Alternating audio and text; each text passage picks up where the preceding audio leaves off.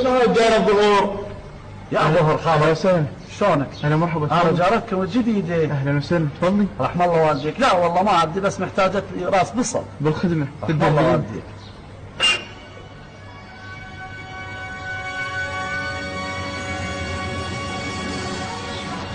الدليل عيوني. يعني شو صغيرون هذا؟ لا فدوة كبير هو تطيتني طيتني. صار بالخدمة.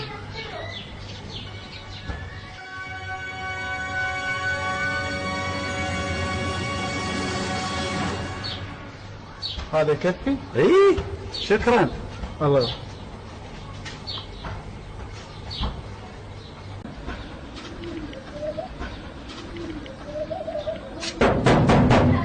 اوه هذا ردك اليوم. اهلا وسهلا. اهلا بعد نام. هلا مرحبا. عافية راجتني قرصة خبز جوعانة والله بعد ما خابزة. قرصتك حية. ها؟ تدلين اشكرك.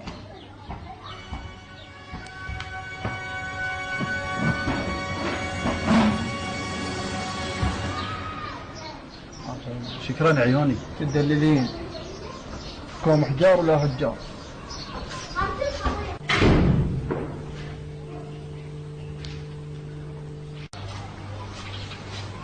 جيران فله هذا الله يديم الجوره. اوه من الباب. منو؟ مشتاقين وبعدوني. حاش اللي تبيها. صار لك 5 دقائق انا اخذت الخبز. شنو مشتاقين؟ تفضل عيني. بس رايد فدوة زيت. هذا زيت الحصة عندي بس ما اريد. تدللين. اشكرك.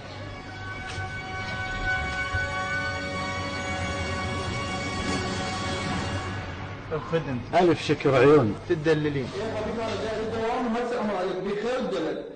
بالسبعه يا رجال. صباح الخير بعد. صباح الابشر. عافية رايد قمر عرب وصمون حار بس اذا الصمون مو حار رجع. تدللين. ثم فدوة لهالجيران.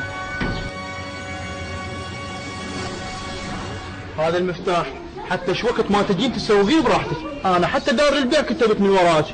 اقول الشارع كله انطاني مفاتيحه. لا ايش قد ناس طيبين. اي طيبين. العالج ب 27 دولار. انت حتى راس البصل تطلبونه. وش بين عالي؟ غير ضد البكتيريا.